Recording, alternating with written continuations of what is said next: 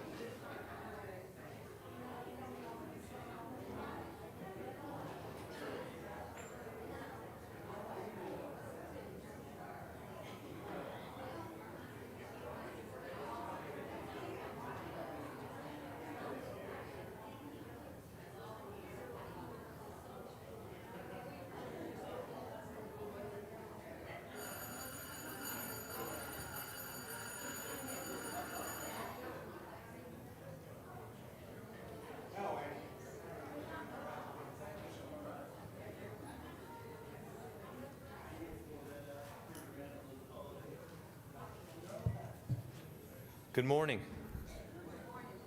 All right. As far as sick, some to remember or things have changed in our family, specifically Aletha, Teresa, my wife, their uncle Bob McLean, who's been a member at Seven Oaks, passed away yesterday morning. So some of you may know Bob. It was Bob and Ann's market for years out at Sedalia. Bob and Ann. So Bob McLean passed away.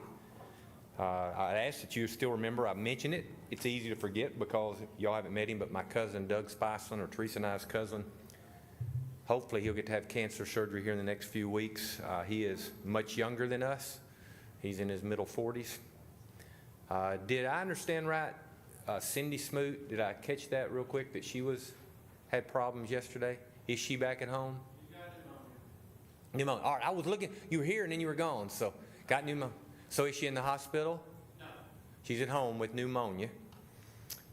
We were talking as we came in, type A flu, really going around because we were talking about that in the family and trying to keep away from some of them that have had that recently. Anybody else that I'm not thinking of, because I accidentally threw away my bulletin and didn't have time to look again online. So, Miss Pat is here. We're glad to have her. Is everything still going well? Your neighbor is still assisting you? All right. That's good. So she gets to be here and be taken care of by a very nice neighbor that's for years and years have helped Miss Pat. All right, we're going to bow in prayer, please. Our Father in heaven, we thank you for this day, and we thank you for this chance we have to be here to worship. Help us to fulfill the commandment to worship you on the Lord's Day and participate in the things that have been instructed. This time, I would ask that you be with those that are suffering, be with the McLean family on the death of Bob. I would ask you to be with my cousin Doug Spiceland in his upcoming surgery. Thank you for Pat being here and others that hopefully have returned to health. We ask you to be with Cindy. We hope and pray that things go well with her and she'll recover from pneumonia, and then the others that we don't know about. Specifically, we ask that you be with those associated with Northside that may be hurting spiritually. We would hope that we would be an influence on them. There may even be some in this audience today that are having problems. Help us, Father, be with us in this study. Forgive us when we sin. It is in Christ's name that we pray. Amen. So many of you have been here before. We have some visitors here that haven't. But right now, we're trying to rapidly remind ourselves of the Old Testament, right? Calling it an Old Testament survey. And it's real quick. 1 quarter, we're trying to get through the Old Testament. And we've already done Genesis, Exodus, Leviticus, Numbers. We've done 4 books already just since we started last month. So let's just get your mind set. We start out Genesis with the creation in 4,000 or 5,000 BC, wherever you want to put it at. When you get to the end of Genesis, you've already covered a lot of time. And Joseph is roughly about, because you're in Genesis with Joseph. You remember that? Joseph in the land of Egypt. And you're roughly about 1,800 years before Christ. Do we get that? So we know how quick we've gone. And after Joseph, remember the great leader we have been dealing with now that led Israel, the Exodus out of Egypt. Who is that man? Somebody said it. Well, that's going into the land of Canaan. I'm sorry, led them out of Egypt. Led them out of Egypt. We're going to get to that in just a minute. That's today's. Who led them out of Egypt? And we've been studying now for really Exodus, Leviticus, Numbers, and even Deuteronomy. Who is the man? Moses. Okay. Do you remember Moses lived 120 years? Do you remember his first 40 years was in Egypt? The next 40 years in the land of Midian. And the 40 we've been involved with now are with the children of Israel and what most of us label as the wilderness wanderings. Do we get that? Do you remember the first 5 books are called the Pentateuch? The first 5 books are the books of law. Are you with me? We've done Genesis, Exodus, Leviticus, Numbers. We're at Deuteronomy. So turn your Bibles to Deuteronomy, please. And it's crazy how much time. There's no way we can cover everything we'd like to. Are you there? So the word itself, the root of the word, what does it make you think of? D-E-U. What does that make you think of? So I may have said this before we studied Deuteronomy, but I took French instead of, I should have taken Spanish, but I took French in high school, and it was un, deux, trois, quatre, cinq, six, however you say it, sept. You started counting, 1, 2, 3. So what corresponded to 2? Un, deux. So, like, do we say deuce? Come on, I'm trying to help you. What do we think of? What number? So Deuteronomy. This is the way I remember it. You do how you want to. I've told you before, I'm simple. 2. What is it 2 about? It's the second giving of the law to the Israelites. Much of Deuteronomy has already been found in previous. You go back to Exodus and Leviticus. You get a lot of these things, all right? Why would there be a need to have Moses recount again the law that God has given? Why would there be any need? He's already said it once. Maybe want to speculate? All right. So she's given one of the reasons, and she said the same reason is that we need something to be recounted more than once. That's absolutely part of it. What's the other reason? Next generation. Okay, so let's tie these two things in together. So the first time the law was given, do you remember at Mount Sinai? Are you keeping up with me, Allison? Because remember, you're responsible if I say anything wrong. They were at Mount Sinai at the beginning, and at that time they thought they were going to just immediately march into Canaan within just a matter of weeks, right? But because of the sin of the 12 spies and the entire group of the Israelites considered not to believe in God's power, they were commanded that they would have to wander in the wilderness 1 year for what? Well, how did they come up with 40 years? 1 year for anybody remember? Every day the spies were in the land. Come on, double check me on that. Believe I'm right. 40 days the spies were in the land, and that right? And so if every day they were in there, I think that's where they came up with the 40 years. Y'all can double check me. Look up Grok. That's what I do a lot of times. Just take Grok out and say, hey, is Jason right? So, we're going to wander for 40 years. What had to happen to all the Israelites above the age of 20? Had to die off. Okay? So, here's what I want you to do. I'm asking you. When I study this lesson, I'm trying to think, here Moses is. Are we at the beginning of his life or the end of it? Moses. End of his life. He's on the plains of Moab. These 2, 3, 4, 5 million people here.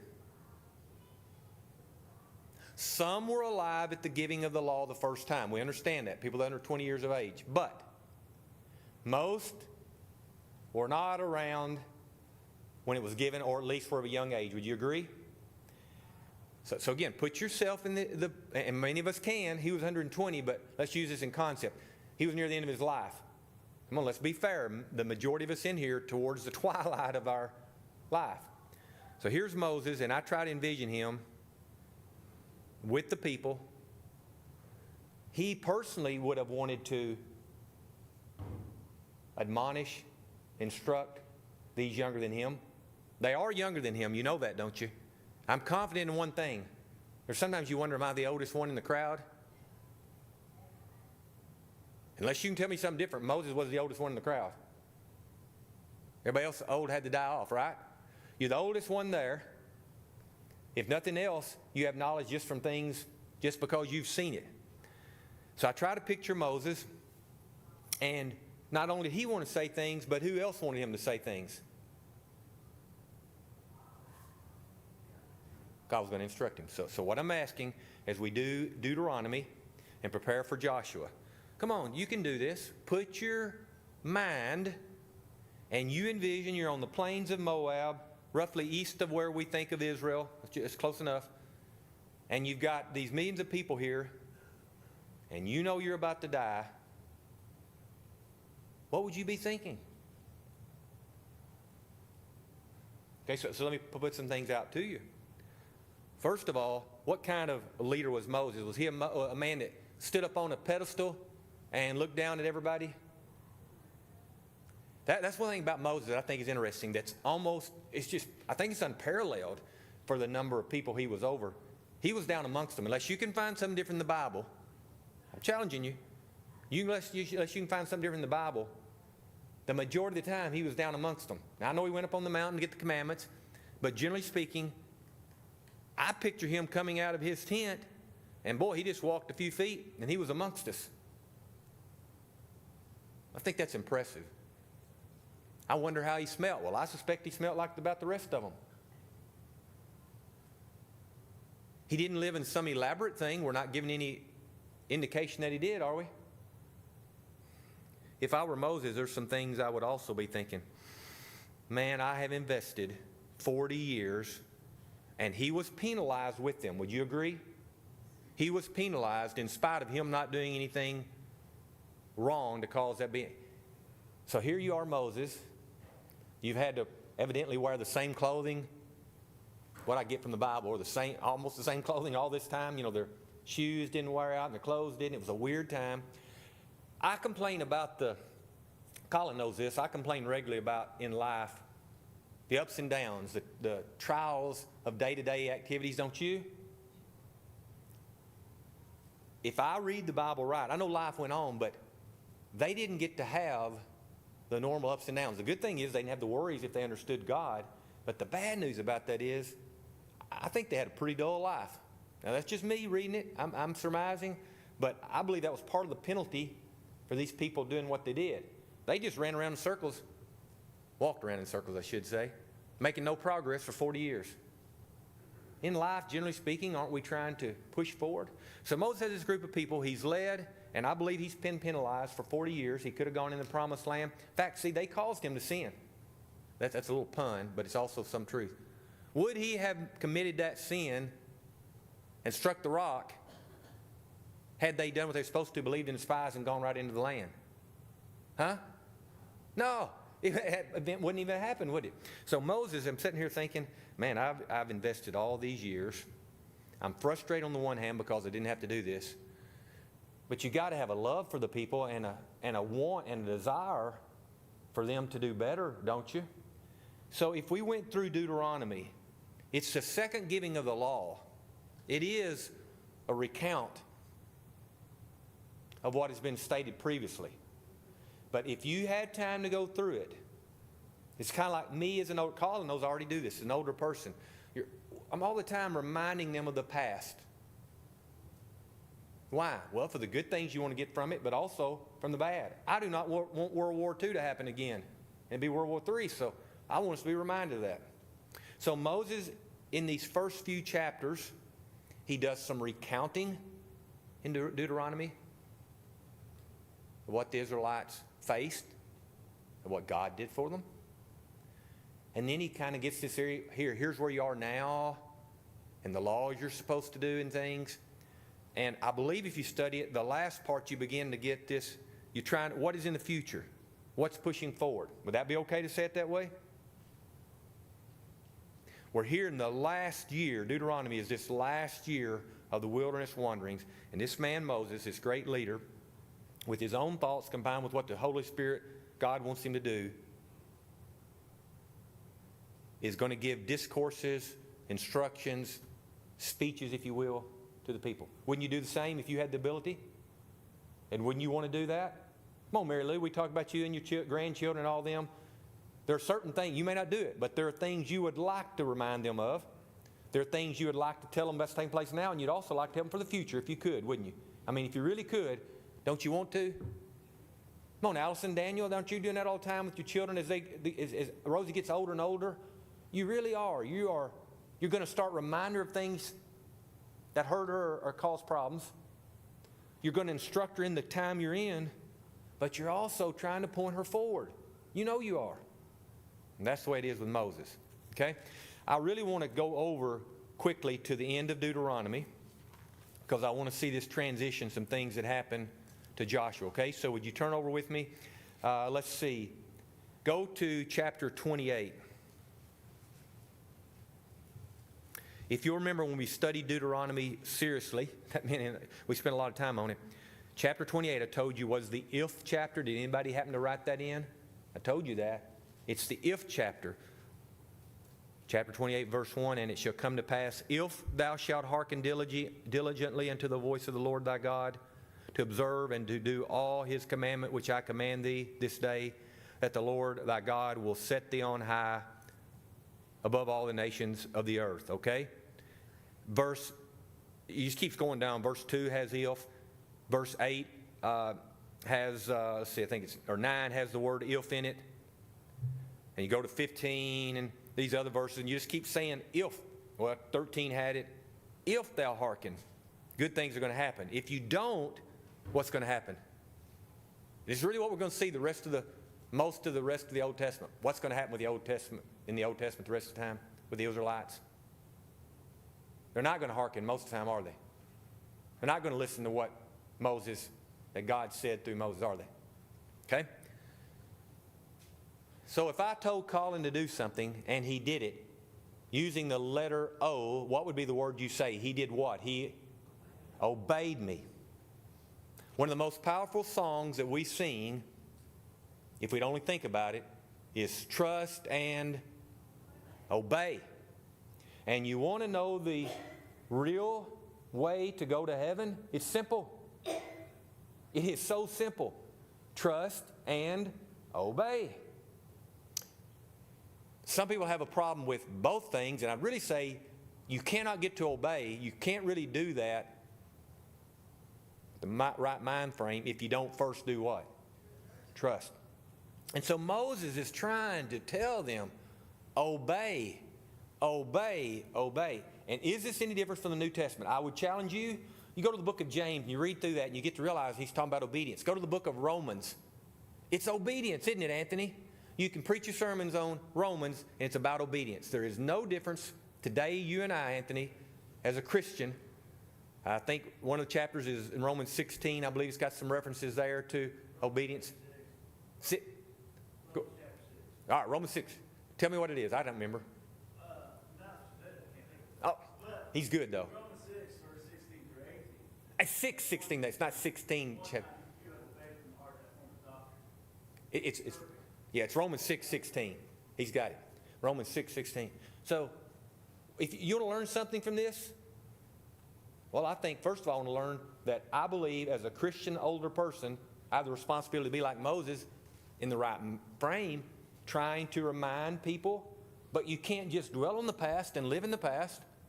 I want to be aware of where we are today, and I want, with every part of my being, I want to help those who are younger and help them to understand what we need to do in the future, what they need to do. Okay? It's that important. Mary Bell, as long as you're alive, you're responsible. I saw you. Kyle was up here a little bit, and he was making comment with you and Bobby before church. There was a little bit of things going on between Bobby and Kyle and things, right? You know when you need to quit giving him instruction to Mr. Huser? When? When you die. Not until you die. You have a responsibility to help him. I believe that. In the right frame of mind. And so Moses is doing that. And he's telling them, man, I want you to do well. If you will hearken diligently to the Lord, things will go great. But then if you don't, man, you see here, he's chapter 16. Cursed thou shalt be in the city, and cursed thou shalt be in the field. Why is that? Because if you don't hearken unto the Lord. Okay? Now, chapter 29, my Bible, the one that put it together, gives me a little cheater up at the top. He says, this is not biblical, this is just his notes. Moses exhorts to obedience. That's really what he says in 29. Verse 5 says, and I have led you 40 years in the wilderness. Your clothes are not waxing old upon you, and thy shoe is not waxing old upon thy foot. So when I came in, Anthony said, I look nice today. And I said, Anthony, I can't even remember what I wore last week. I may have worn the same thing. He mentioned to me, all I have to do is go back and watch myself last week, and I would know what clothes I wore. I think the people, the children of Israel, they didn't have to worry what they wore last week. I don't think they had that problem. Do you? Now, to be fair, in this country, some people still don't, and many people didn't 100, 150 years ago. They didn't have closets full of clothes. It's pretty embarrassing the amount of clothes at least we have at our house and the choices. What's funny about that, I have the choices, but I tend to go back to the same favorites. Do you? I had to make myself, Jason, you've worn that 5 days in a row. Change underwear. That was a joke. Okay. I want to make sure y'all were all at least half awake, okay? That got you right there, didn't it? So here we are. Moses, he's exhorting them to obedience, and he's stating where they've been. And again, to me, that seems a little bit rather boring. Some people might like it. Cody Payne, who's married in our family, man, he loves it simple. Very few clothes. I mean, he really, So this would be fine with him. But most of us like a little change of pace, don't we? Okay? Now, here's the other thing I want to challenge you to think about. So Moses is going to die. Somebody's got to lead him, hadn't he? And we know we have God, but I mean some man here, right? So as I was thinking about this lesson, I thought about it a little bit before when we were getting ready for Joshua. Did Moses have children? Do you know? Ask Grok. Come on, guys. Do y'all know what Grok is? Colin's impressed that I use that. That's AI. You can have that out. I did have to make them download it for me. So they had to get me that out. But I use it regularly. I knew I remembered it, but I didn't want to have to spend a whole lot of time, so I was lazy, I guess. But I made sure I was right that I remembered him having sons from Zipporah. Why didn't they lead the Israelites? I got a couple reasons, but you tell me if you think of any. I'm not going to disagree with you. And again, she's watching to make sure I don't say something wrong. All right? Let me say something about this. So if they were born to him when he was in the land of Midian, and he was there, think about their age at this time. Think about their age, let me say it another way, at the time of the Israelites not believing in God and not wanting to go into the land. Remember when the 12 spies were sent? Think about this. You can disagree with me, but I think I'm right on this. What about their age? Wouldn't they have been of that older generation? So if I understand right, and I think I do, you had Joshua and Caleb get to go into the promised land. They're younger than Moses, right? And Moses is going to be right to the tip of it. He's going to get, now I've got, not Mount Aran, is it? Well, anyway, he gets to get to the mountain right before going to Israel, before they take over Israel. He gets to see it. But only two people are going to go into the promised land that were over the age of 20 at the time of the disobedience to God. Am I right? So if Moses had sons, it appears, and he did alive at that time, we think, it appears they went along with the crowd too. That's what I am understanding. Remember we talked a little bit about that last week, that sometimes not necessarily doing bad, you're still complacent. You go along with the crowd and you're committed. You can challenge me on this. I'm not going to be mad. But I'm saying one of the reasons I believe Moses' sons weren't even allowed, one of his sons allowed to be a leader, it evidently they were disobedient at the time. Do you disagree with that thought, Anthony? Now, there could be some other simple reasons that would have applied anyway. They may not have had the desire, the ability, the capacity to do it. What we see, if you go back and study, was the grooming of Joshua. He ministered, the Bible said, to Moses during this period of time, okay, during this wandering time. And he was his right-hand man, and the transition was there. To me, this says a lot of things. This is me. I think it says a lot for Joshua, the man himself, that he is able to carry on in the steps of a great man like Moses. It also shows you that sometimes children, so the multiple siblings in a family, may not choose to do what their mother or father did. They're not necessarily going to follow in your footsteps. That can be good, that can be bad. There is no guarantee, Anthony, since you're so visible and you're one that talk, there's no guarantee just because you and your wife are faithful members right now, there is no guarantee, even with Emery at Freed-Hardeman, that he'll continue, is there? That your daughter will continue. What are we praying about all the time? Why are we doing like Moses? Why am I instructing or trying all the time to give ideas to Colin and Tori, now to our grandchildren? There's no guarantee. So I think about Moses, and I even wonder about all this time, him knowing that those older members of his family didn't even get to go in. Did Aaron get to go into the promised land? Did his sister, Miriam? No, they died. Did I miss something? Well, I was just thinking the reasons that his sons may not have followed him, besides not being chosen by God. See, like in Daniel's family, Jack was, their dad was a preacher, and see everything that they went through. All right. It is hard to choose that same path. That's right. So y'all can hear, and people on Allison mentioned, maybe they didn't even want to do it because of seeing all the responsibility, the effort. It's a burden. It's a burden. So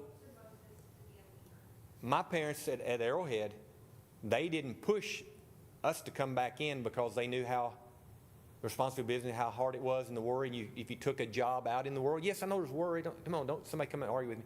But there's more stability working than it is having your own business. I mean, we wonder. We just ended the year and we're already worried about what the next year is going to be.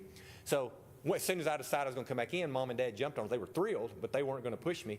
Colin and Tori, same idea. You know, we weren't going to make them come in because in our mind we're thinking, oh my goodness, you know, y'all may not believe this, but it's almost every hour of the day we're thinking about how are we doing profit-wise at Arrowhead. Without letting it ruin our lives and completely run our lives, it's just the facts of the matter. So your point, I was going to bring it up in another way since you've already mentioned preacher. We have a minister here who has 2 adult sons. Are either one of them right now full-time ministers? Both went in linemen. My son-in-law, right? Now, that doesn't mean he's preached, but they did not choose the same profession. So part of it, I do not doubt at all, they saw this responsibility, how hard it was. That could have played in.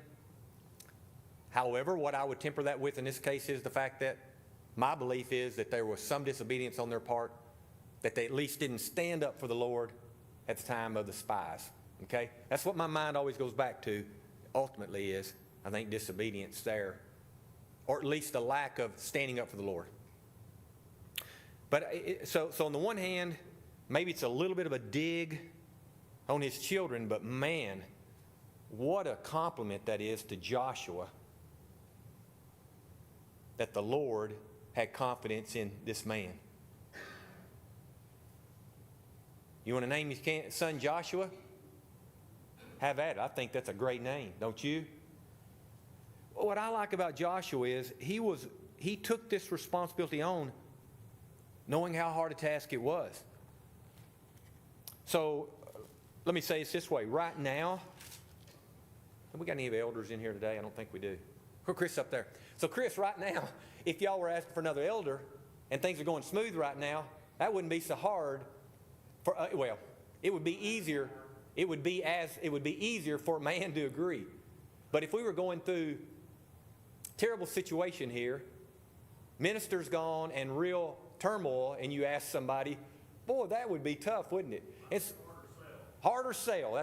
So that's what Joshua, I'm thinking, in some ways, if I were him, I think this would be a hard sell. You got a track record of the Israelites that have not been a trusting and obedient nation. And yet Joshua took up on that responsibility, okay? So here we are. We get to the book of Joshua, if you'll turn with me there. I said this before, and you can go back and double check me, but Joshua is very near when he starts taking over the Israelites. He's very near to the age of Moses. Moses was 80. Most likely, if we understand right, Joshua was probably 85-ish.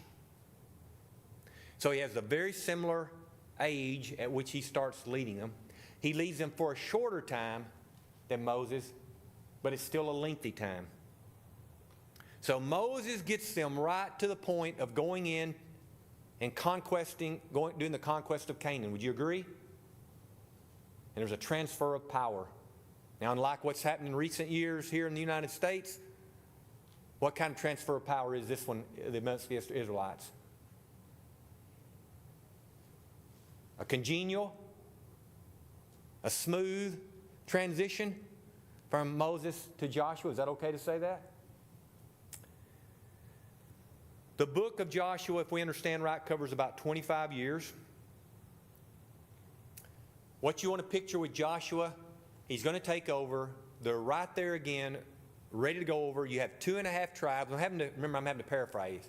You know we're studying the Bible, but we're not looking at each verse because we're trying to do this quickly. But we take Joshua, if you want to make notes, it covers about 25 years, and he's right there ready to go into Canaan. Do you remember what some tribes wanted to do instead of the actual going across the water into Canaan? What 2.5 tribes want to do? They want to stop there. Now it's Ephraim, Manasseh. 3 tribes involved, 2.5 tribes. What was the other one? Oh, man. Wasn't Dan, was it? Anyway, 2.5 tribes wanted to stay on this side, but what were they commanded they were going to have to do? Send their fighters where?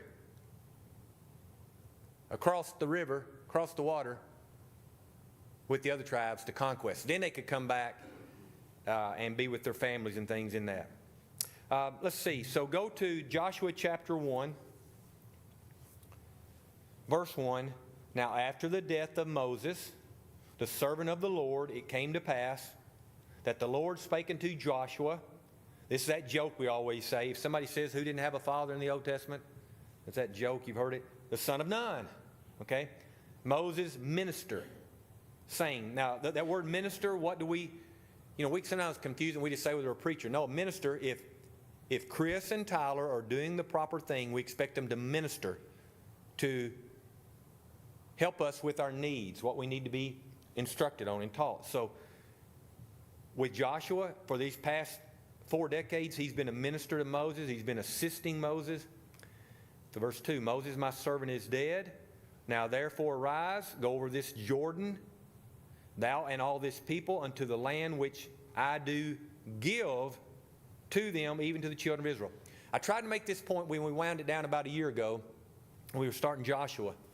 The Lord said he gave it to him. Would you all agree? But the point I wanted to get across, that I hope you got, and I hope you remembered, they were given the land, but they were involved and had to do effort, had to do work. You got to believe that. I think even about going back to 10 plagues. God did the plagues, but even Moses had to be involved, presenting to Pharaoh what was going to happen. At the saving, ultimately in that 10th plague, the only way the firstborn of the children of Israel were saved, not killed, required effort. Do you remember that? And so it just blows my mind, and I bring this up almost every week, it just continues to blow my mind in the religious world that people think there's no effort involved in your salvation. We don't deserve the salvation. We can't earn the salvation, but effort is required on our part for salvation. You will never convince me of different. You cannot read the New Testament with the mind frame of trying to really understand it without understanding that effort is required. It's a mental effort. And if we live long enough, there's a whole lot of physical effort, a lot of it involved. So, the land, he says, is given to them. Says it again in verse 2 says give. Verse 3 says given. Verse 6 says, I will give thee. He just keeps on and on with this thought. But I even think about this. They're going to have to cross over this river. It's like I mentioned about escaping from Pharaoh. They had to do some work to get across. They had to walk across. The Lord didn't just magically lift them all up to the other side, did he? So there's a point you and I need to get from this. Chapter 2. What city are they going to take over first? Or the intent is to take first? Chapter 2, so I know you're with me. What city? Jericho. We have Rahab the harlot. And yes, we know the Bible uses somebody with a past that's not what it should have been. And yes, we know in here that if you read this passage, she lied. Does the Bible ever say that's okay? It just plainly states what she did. The Bible plainly states that David committed adultery. It never goes back and reinforces. In fact, it lets us know that's wrong. So the Bible is with biblical people. I hate to use that term. You've heard me say characters because it makes us think it's like Disney characters. So you and I, as characters, we're going to commit wrongs. The Bible tells us the wrongs when leaders commit them. Right? Now, as I go ahead through Joshua, because I may not get time to get back to this, I mentioned about Moses' children. I've tried to think, and I even again asked Rock on this. After Joshua dies, does he have a son that carries it on? Nope. We really don't know much about Joshua's offspring if you read what I read and couldn't find any reference to it. I thought that was another thing that goes along. Later on, we're going to get to Eli and Samuel. Eli's sons try to carry on what Eli does. Remember that? But they did a bad job, didn't they? So just because you're a leader doesn't mean your children will. But it also means the flip-flop of that. There can be people that you and I know who do great in spite of what? In spite of who they come from, in spite of their situation. So we cannot let that limit it. We also cannot let that make us think we're guaranteed. Which brings another point along. I think I got this idea from the book I was referring to. But the Israelites, and I may have mentioned this last year, the Israelites always considered it that they were privileged because they were God's chosen. Think about that, Anthony. They always thought that, didn't they? They were privileged. They even thought highly of themselves. When you get with Rome, you get the New Testament. They thought they were somebody and that Rome really shouldn't have control over them. They always thought they were privileged. And they never understood with that privilege came along the word responsibility. And so using that concept here, you're getting ready to go in the land of Canaan. These Israelites. God has given you the privilege that you're going to inhabit the land of Canaan. But it comes along with the responsibility to follow Him, to get your little self in gear, walk across the river, walk out there with whatever ornaments He told you to do. Or when you get to Jericho, the responsibility to circle the city as He told you. It wasn't just given to them as, if you read chapter 1 of Joshua and you don't follow it up, you'll be taking things out of context. You just think God's just going to hand it to them. And people tend to think we're going to just be handed our salvation. I do not see that. This is why it's so good for me to go through the Old Testament. You and I are privileged being here in a congregation that's doing well. I'll tell you what that means. I don't care what your age is here today. You better not be sitting back on your pew thinking you're privileged and you have no responsibility. You get that? I don't want to get to the day of judgment and say, man, I was privileged to be at Northside. We had 4 fine elders leading us. Harmony was there. Love existed. Children around. Everything going great. And so I sat there on the pew and did nothing.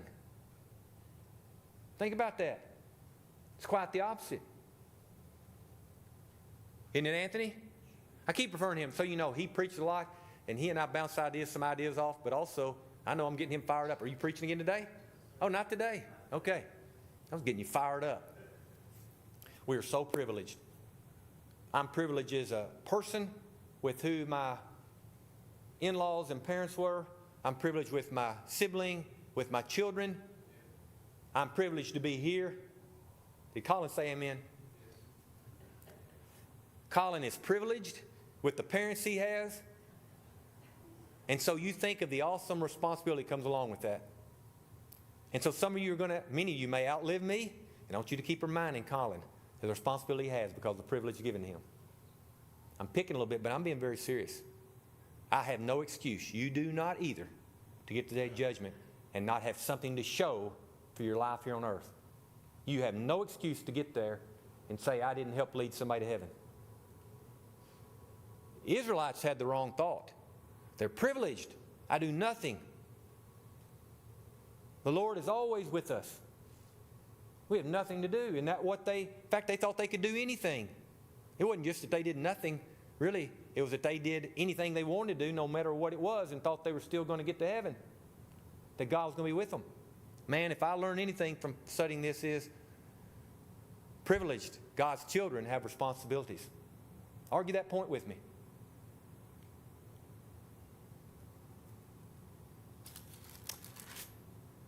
All right. Look at chapter 3. Again, a very good statement about Joshua in verse 7. Chapter 3, verse 7. If you're asleep, wake up. Joshua chapter 3, verse 7.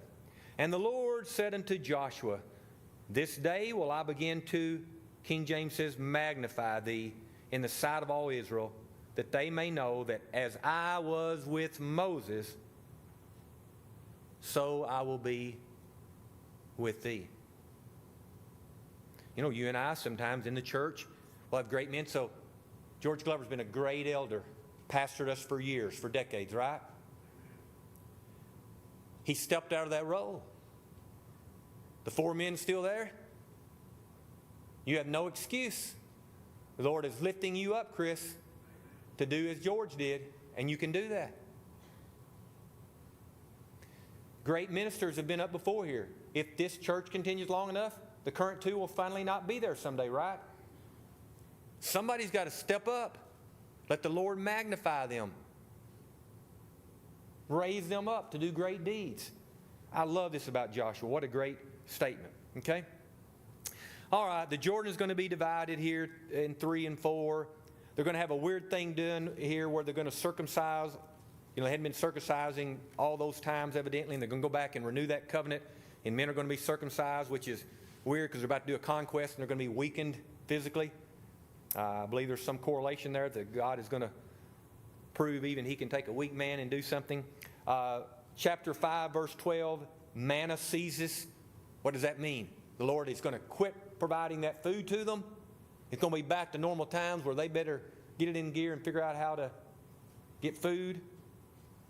And in verse 15, if you want to see parallels between Moses and Joshua, look at Joshua chapter 5, verse 15.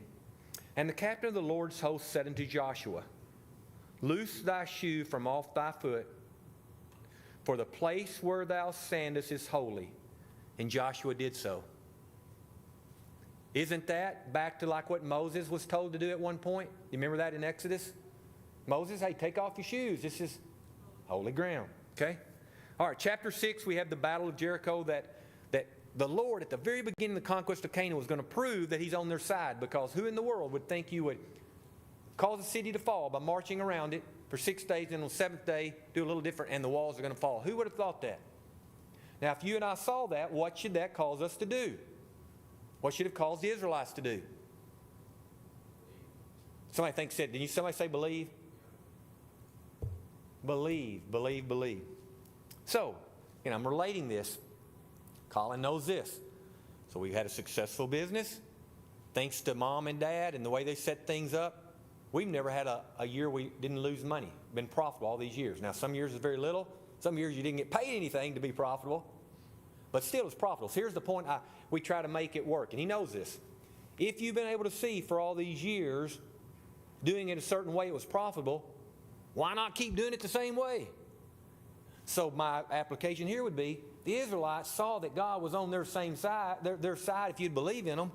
Why in the world would you not do that from here on out? But they're people, and they forget. They do things wrong, and that's going to be the history of the Old Testament. In fact, if you watch them, we're going to see they're going to do a lot more things wrong than right. The city falls. They were told not to take anything. Chapter 7, one person messed up, and others took consequences of it again. That's a point I want to make over and over. I'm sorry, even as good people, Christian people, we can have things happen to us, godly people. We could have somebody come in today, us doing right, and somebody could come in, or they could put a bomb or do something to us, couldn't it? It could happen. So don't think that you and I are immune to evil things happening to us just because we're good people. Achan sinned, and the whole group suffered. People died because he had sinned. They go into the next battle, and the Lord's not with them. Man, I wanted to get through Joshua. Basically, depending on how you look at it, for about the first 7 years or so, it's pretty intense. And they take over most of Canaan. This is where it gets a little hard on Joshua to know how much maybe he could have done a little better. What do they not ultimately do? Okay, they go into the land. What are they supposed to do to all the inhabitants? Basically, the evil, you get rid of that. Philistines, Canaanites, all different ones, Perizzites, and all these. And what you find is, in these areas, some don't. Now, here would be my view, though, for Joshua. Joshua led, but there were certain areas that each tribe gets, and it was really their responsibility, if I read it right, for that tribe to finish the job and make sure everybody was out. I think Joshua set them up for success, but again, they had responsibility to finish the job. Basically, the first 7 years, some places say 10 or 11, but the first few years of Joshua, that's what they're doing. They're pushing people out, taking over. And then you spend some time in Joshua with him dividing out, giving the tribes their land. And towards the end of Joshua, we're going to see the land that he wants. And he says, I'm going to take it.